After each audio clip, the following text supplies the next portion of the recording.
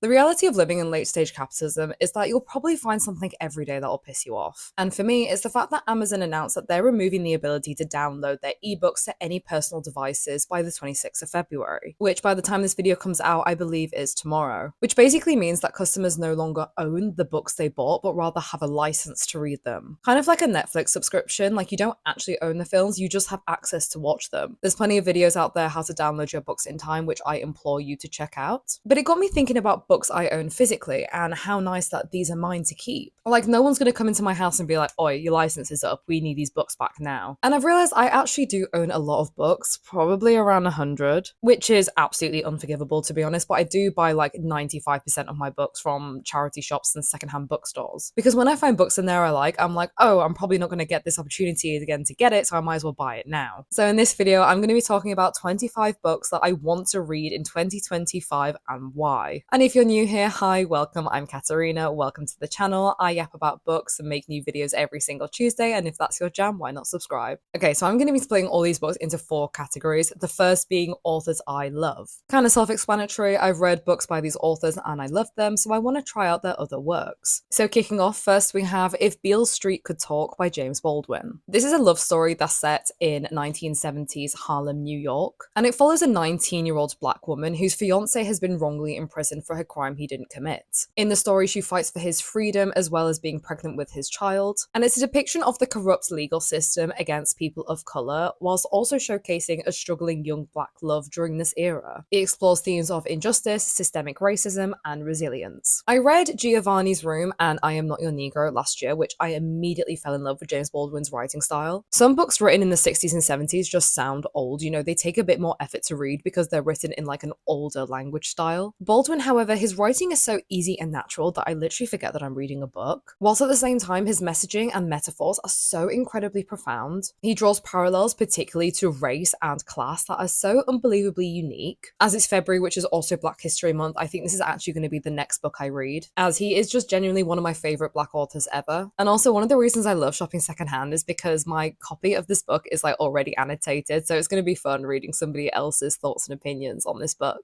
Another author with an incredible writing style is Gabriel García Márquez and his book 100 Years of Solitude. This book is a multi-generational story of a family in a fictional town where the miraculous and the mundane intertwine. It weaves together fantastical elements such as prophecy, levitation, and perpetual insomnia, alongside historical realities such as war, colonialism, and revolution. It's a meditation on the cyclical nature of history and the search for meaning in a changing world. It also delves into themes of creation and destruction, as well as the fluidity of reality. A couple of years ago, I read Love in a Time of Cholera, which I was just absolutely mind blown by. There are very few authors I find that have such a distinct and unique writing style that you could read one sentence out of context and be like, oh, obviously, that's so-and-so. And Márquez is one of those authors. His writing is so fantastical and dreamy, yet detailed and complex. I also love books with magical realism. Sometimes I find that fantasy is a little too far-fetched for me, whereas books that have some magic but also set in the real world is ones I really vibe with. Plus, my parents saw the TV adaptation and they really loved it, so it motivated me to push this book up my TBR list. Another book that needs bumping up my TBR list is The Marriage Portrait by Maggie O'Farrell. This is a historical fictional novel set in Florence in Renaissance Italy, inspired by Lucrezia de' Medici. Wow, the Italian accent is popping off. And this story follows a powerful duke's daughter who is forced to marry another duke. She's thrown into a new world of court politics, isolation, and pressures of producing an heir. However, she soon suspects that her husband may actually be plotting for her downfall. It explores themes of Renaissance art, power, and struggles for women's autonomy. Italy is probably my favourite country in the world, so anything set there I am immediately loving. And the fact that this revolves around a woman fighting for her place in society, my cup of tea. I read the author's other book, Hamlet, a couple of years ago, which was inspired by Shakespeare and the story Hamlet. And I immediately fell in love with the author. She just writes complex female characters so well. And she's another one that blends magical realism in her novels, which I thrive upon. And yeah, I just think that this is going to be a genuine banger that I'm going to enjoy. Another book I'm hoping to be a banger is Find Me by André Aciman. This book is a sequel to Call Me By Your Name, which is one of my favourite books of all time. And here the story is set many years later where we revisit Elio and Oliver, along with Elio's father who's exploring his own unexpected romance. Elio has an affair with a pianist in Rome and Oliver is longing for his past whilst in America. And it delves into themes of the passage of time, missed chances, and rekindling old flames. The film literally altered my brain chemistry when I watched it. I absolutely loved it, and because I'm obsessive, I then read the book afterwards, which I ended up enjoying even more. The book is just so incredible. Once again, it's set in Italy. Slay. And I love the way this author just explores love, especially first love from the first book. It was very melancholic and obsessive, but also very resentful at the same time. And so I'm particularly excited to read this because, particularly on the missed chances and old lovers aspect, now that I am 8 years older from when I first watched it, I have a few of those myself. So yeah, I'm now really intrigued to read this now that I'm older and will potentially relate to it more. Next up, another author I know and love is Kang, and I have her books Human Acts. This novel is centered around the 1980 Gwangju uprising in South Korea, and we follow many different perspectives, including a grieving mother, an editor, an imprisoned protester, and the spirit of a murdered boy. In the story, we follow a teenager who is looking for his friend's body just after the massacre, and the book ultimately examines state violence, the brutality from it, and also the everlasting emotional toll. And it explores themes of trauma on the mind and body, as well as the weight of history. I absolutely adored the other author's book called The Vegetarian. It was the most perfect blend of a unsettling but utterly captivating story with really powerful messaging. Plus, for me, I find that historical fiction is a really great way for me to learn about past events in history. And I think a book about a South Korean tragedy written by a South Korean author is going to be something that's very special. I also feel like this will be a heavy book, so I feel like I need to be in the right mind space to read this. And I think I'll also need to be in the right mind space to read this next book, which is The Book of Form and Emptiness by Ruth Ozeki. This story follows a 14-year-old boy who, just after his father's death, begins to hear the voices of objects around him. And apparently his mum is a hoarder, so I can imagine that this was quite intense for him. But he finds peace in a mysterious public library where he makes friends there, including a talking book. This story is a blend of magical realism, philosophy, and the search for meaning, with the ultimate message of being letting go can be incredibly healing. I mean, need I say more? This sounds absolutely gorgeous. I read Ruth Ozeki's other book called Time Code of a Face, which is a short memoir, and I absolutely loved the author's writing there. It was very soothing whilst being existential, which honestly I think is my favorite type of book. I like novels that make me think about my existence, but in a way that I don't kind of spiral at the end. And this just seems to have all aspects of books that I love, so I'm really hoping that this will be great. And for the last book in this category, I also think that this book will be great, which is Gone Girl by Gillian Flynn. This book is a psychological thriller about a couple's toxic marriage, and the wife disappears on their anniversary and the husband is prime suspect. However, the investigation soon reveals that maybe the wife had a plan for revenge. The novel is told through dual perspectives of the wife and husband and really blurs the lines between victim and villain. It explores gender dynamics, manipulation, and media sensationalism. Not only did I watch the film for this about 10 years ago, I also recently read Sharp Objects by the same author and absolutely loved it. Gillian Flynn is so good at psychological thrillers. She makes it so chilling yet captivating to read. Like, I want to read it to find out what happens next, but I also don't because I'm getting slightly freaked out. But I also love how she dives into the intimate psychology of certain dynamics. I just think it's very accurate and honestly just so fascinating to read. And as I enjoyed the film, I think that I'll like the book even more and I'm very excited to read it.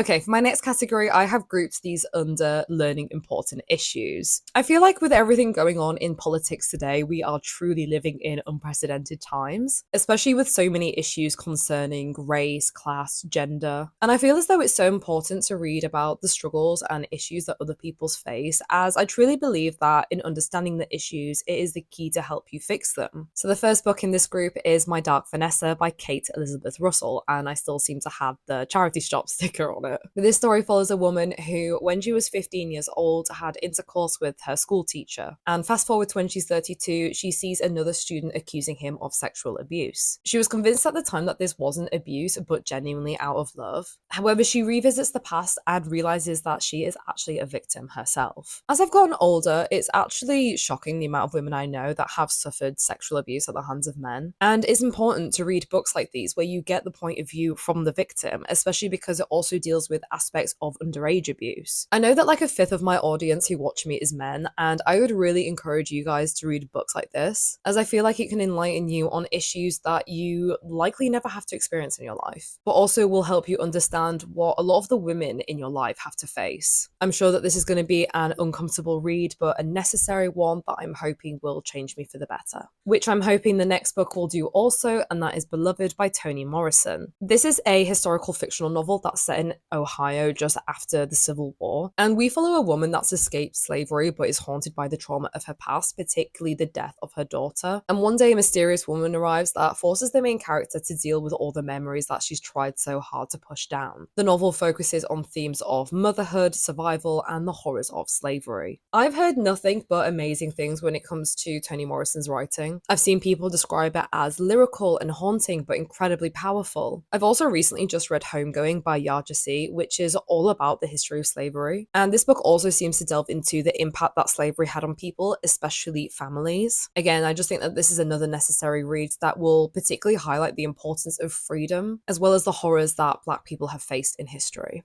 Another book about slavery, but this one is a bit of a satire, is The Sellout by Paul Beatty. So this novel is set in a Los Angeles suburb, and we follow a African-American protagonist who essentially tries to reinstate slavery and segregate his local high school, where obviously this outrageous act leads to a Supreme Court case. This novel tackles complex issues of race, social injustice, as well as identity in contemporary America. I researched this book in my New York Times 100 Best Books of the 21st Century video, which I'll link down below if you want to watch. And I was so interested by the plot that I had to buy this when I saw it in a charity shop because, like, what the hell? To do a satirical novel on such a sensitive topic sounds so risky, but I'm really intrigued. And as someone who has a legal background, I love books that include court processes and systems. It just sounds like a wild and genuinely interesting book, so I am very excited to read this. And my final book that explores Black experiences is Girl, Woman, Other by Bernardine Evaristo. The novel follows the lives of 12 Black British women who are all gender non-conforming across many generations. Each character's story intertwines with another, ultimately creating a rich tapestry of the UK. Stories include a social media influencer who is non-binary, all the way to an elderly farmer. The book delves into diversity, resilience, and the complexity of contemporary identity. I see this book recommended all the time that it's actually shocking that I haven't read it yet. People seem to particularly praise the author's poetic prose that I think I'll definitely vibe with. And I overall just love themes of identity and belonging, especially through the lens of gender and race. And as someone who is British, I love reading about other experiences of other Brits too, especially women. Especially since the other two books were American, I think I'll particularly enjoy this one.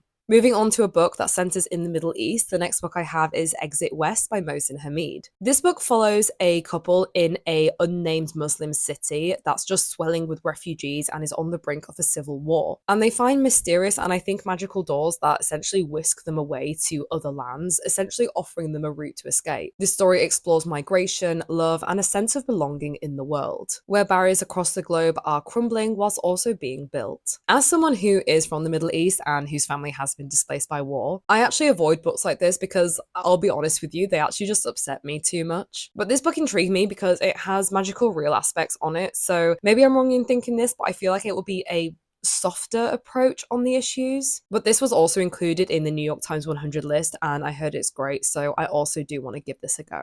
Yet another book on the New York Times 100 list that I've actually had for years is The Great Believers by Rebecca Makkai. So this novel actually intertwines two narratives. The first follows a group of friends in 1980s Chicago dealing with the AIDS epidemic, and the other story follows a mother who is searching for her estranged daughter in 2015 Paris. It delves into themes of loss, friendship, art, and the impact of the past on the present. I don't actually think I've ever read a book that explores the AIDS epidemic. I've seen plenty of films and TV shows on it, but never a books for some reason. Probably because the films and TV shows have absolutely destroyed me, so I think reading a book on it will just completely finish me off. But with everything happening with the censoring of LGBTQ plus issues in America right now, it's kind of sparked my interest to read books about issues faced in these circles. So I am looking forward to having my heart absolutely shattered by this one. Another book that explores issues in this community is Oranges Are Not the Only Fruits by Jeanette Winterson. This is a semi-autobiographical coming-of-age novel following a young girl who was raised in a strict evangelical household in England. She's groomed into doing missionary work for the church by her adoptive mother, but ends up rejecting both the church and her family when she falls in love with another girl. This book is about embracing one's true self as well as rejecting the rigid notions that are in faith when it comes to sexuality. The synopsis of this book very much reminded me of Sunburn by Chloe Michelle Howarth, which is actually one of my favourite books from last year. But whilst that was set in Ireland, this one is set in England, and that's something I think that I'll resonate more with, because I actually went to a Church of England school when I was younger, not because I'm religious, but because it was literally just the closest one to my house. So I think that I will particularly resonate with aspects this book will have, and plus it was also set in the 1960s, which I just think will be an interesting snapshot of that time era. And lastly, in this category of learning important issues is Pachinko, upside down, that's a great start, is Pachinko by Min Jin Lee. This is another historical fictional novel that centers around a South Korean family over 4 generations and their move to Japan. It follows each character's search for identity and success whilst also battling racism, discrimination, and stereotyping. It's a story about resilience and compassion, and it also explores themes of family, identity, love, death, and survival. This is yet another book that is recommended to me all the time, and I somehow still haven't read it yet. It's literally been sat on my shelf for years, and it's just unforgivable that I haven't touched it yet. I've also heard that the TV show is absolutely amazing, which is yet another reason to read it. And I genuinely just want to learn more about Korea, so like with Human Acts, I think that this book will be great on teaching me about its history, along with obviously Japan as well. Okay, for my next category, these books all fall within existential, because this past year I've realised that I love books that make me question what it means to be alive, even if I do slightly spiral at the end. First up in this category, we have The Unbearable Lightness of Being by Milan Kundera. This book is set in 1968 Czechoslovakia against the backdrop of the Prague Spring and the Soviet invasion, which essentially was a period of mass liberalization and mass protest. And we follow a surgeon who is apparently a womanizer, along with his wife, his mistress, and his mistress's lover. And the novel essentially questions whether life's fleeting moments are meaningful or weightless. Both personal and political struggles are intertwined throughout, which showcases the contrasting heaviness of responsibility, but also the lightness of freedom. I actually had no idea what this book was about when I bought it. I just knew it was about existentialism. So when I read the synopsis, I was actually kind of surprised. But to be honest, this does sound like exactly my jam, so I think that I will like it. It has so many aspects I like. It has historical fiction, it has political aspects, and it also has love dynamics, which are things I love. It also slightly reminded me of Swimming in the Dark by Tomasz Jodorowsky, which again was one of my favorite books from last year. So if this book is anything like that, then I think this will be 5 stars from me. And yet another book that's related to the Soviet era that's existential is Death and a Penguin by Andrei Kurkov. Yet another book with a sticker that I forgot to take off. So this is a dark satirical novel that's set in Ukraine post the Soviet Union. And we follow a guy who has adopted a penguin from his local zoo, which, to be honest, a great choice of animal to adopt. And he also lives in a city that's full of political instability and crime. And I believe he essentially becomes entangled in a series of murders that are linked to publishing obituaries by notable figures whilst having a penguin as a companion. Themes include isolation, mortality, and the absurdity of the human existence. Again, I'm very intrigued when books with heavy content are satirical. And to be honest, I think books that do explore content as heavy as existentialism makes it more comprehensible to the reader when it's satirical rather than serious. I recently read A Hitchhiker's Guide to the Galaxy, which is also a bit of a satire on existentialism, and I found that it surprisingly worked well. And I think I'll actually enjoy this more because it has political aspects in it as well as having murder mystery. I actually do want to read this really soon, so hopefully you'll get my opinion on this very shortly. Another existential book that is apparently darkly humorous is Sorrow and Bliss by Meg Mason. This novel follows a woman who is struggling with her mental health. She's grappling with anxiety and depression, which is beginning to affect her friendships and marriage. She also has to deal with the complexities of loss, love, and the pursuit of happiness. And it shows the struggle in seeking connection whilst also fighting internal battles, showing her experiences between sorrow and bliss, whilst ultimately celebrating the resilience of the human spirit.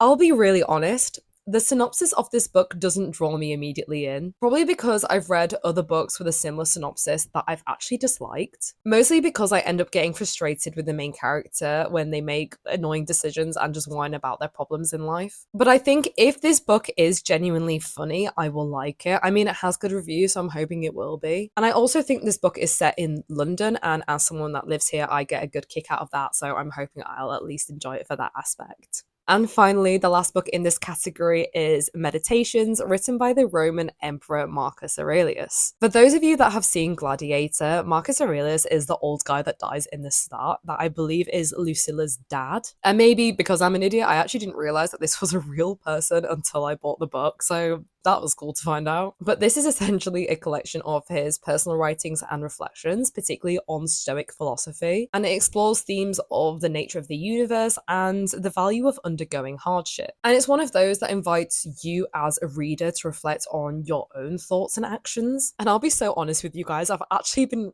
reading this book for over a year, hence the sticky tabs and pencil and bookmark about a third of the way in. I like reading a few pages here and there because it's not a book to blast through in one sitting, because as the title suggests, you have to meditate on what he says. But I actually just keep forgetting to read it. Like, I keep it by my nightstand and literally months will go by when I haven't picked it up at all. So this year I need to finish it because it is embarrassing that I've had it for this long now. Right, and finally, my last category is simply called Great Books, apparently, because quite literally, I've heard from numerous people that these are apparently great books. And I also had no idea how to name this other category, but we move. First up, we have Acts of Desperation by Meg Nolan, and yet another sticker that I forgot to take off. Here we follow a young woman navigate a passionate and troubled affair with an older man. It's an exploration into obsession, desire, and toxic relationships. She also confronts issues of self-identity and vulnerability, and how love ultimately impacts her identity. The synopsis of this book really reminded me of I'm a Fan by Sheena Patel, which once again was one of my favourite books from last year. It sounds messy and complex, and I just love reading books about affairs and situationships. Probably because my own love life is so dry right now that I have to live vicariously through other people. And Lord knows, I love a self-destructive, unhinged woman, and apparently this has all of it.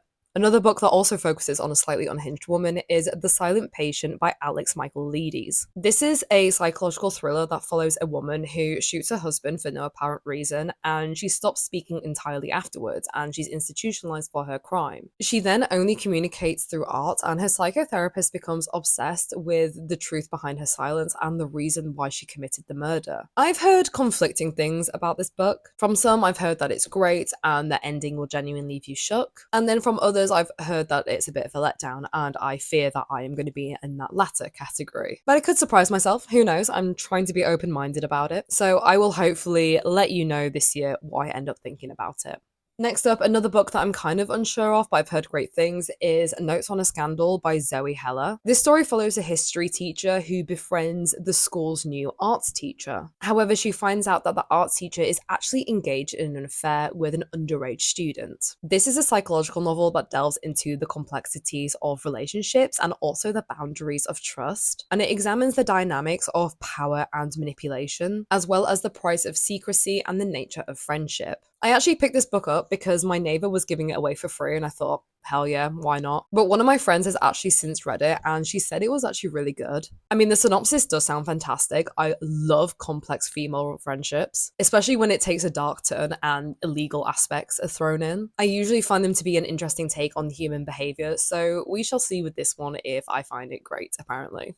Another book I've heard is great is You Made a Fool of Death with Your Beauty by ozeki. And this book follows the life of a young queer woman who is grappling with life after the death of her partner. And it's an intimate exploration into love, grief, and self-discovery as she tries to move forward in her life by forming new relationships, whilst also confronting her fears, her desires, and accepting love in all of its forms. I actually see this book just be constantly praised, so I actually do want to read it as soon as possible. I've heard it has a lyrical prose and just talks about the transformative power of love and ultimately just embracing life despite its inherent fragility. And as a Pisces, I won't lie, this sounds like exactly my cup of tea. Coming in second to last, the next book we have is A Gentleman in Moscow by Amur Towles. This novel is centered around a Russian aristocrat who is sentenced to house arrest in a hotel after the Bolshevik Revolution. And we follow him adapt to his new life in this hotel, whilst also making new friends there. And through these interactions, the main character finds meaning, purpose, and a sense of belonging. We explore themes of resilience, love, and the passage of time against the backdrop of a very quickly changing Russia. My brother's girlfriend actually told me that this is one of her favorite books of all time, and she actually was the one that recommended me Love in a Time of Cholera, so I actually do trust her judgment. This sounds like a cool premise for a book, to be honest, and I love reading other people's conversations. I'm hoping this will be very meaningful and intimate, so fingers crossed that I like it. I haven't seen the recent TV show adaptation, but I've heard that it's great, so hopefully I can watch that after I finish this book. That's if I finally get round to reading it this year.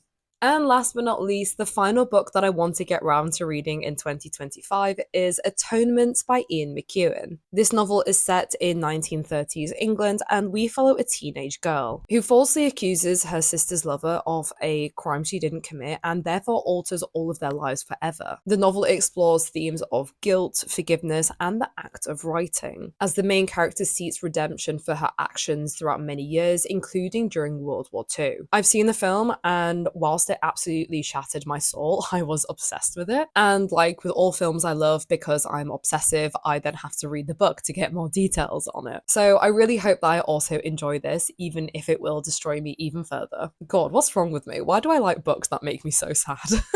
But anyway, on that concerning thought, those are the 25 books that I want to read in 2025. Because I'm also sick of these books just collecting dust on my shelves. And frankly, to have over 100 physical books is just absolutely unforgivable behaviour. So I'm putting myself on a book buying ban until I read at least 25 of them. Probably won't stick to it, but God loves a trier. Have you read any of these books? If so, please tell me which ones are your favourite, because honestly, it will motivate me to actually read them and push them up my TBR list. If you like this video, please drop a like down below. It really helps my channel out. And if you like this video, I yap about books every single Tuesday, so feel free to subscribe for more content. Feel free to also follow me on Goodreads, where I update what books I read in real time, and feel free to also follow me on Instagram. I post more personal stuff on there, but I also post books as soon as I finish reading them, letting you know what they're about and what I rated them out of 10. And I will see you in the next video, which will be my February reading wrap up, where I will hopefully have reviewed at least one of these books I've just mentioned. Once again, thank you so much for watching, and I will see you in the next one.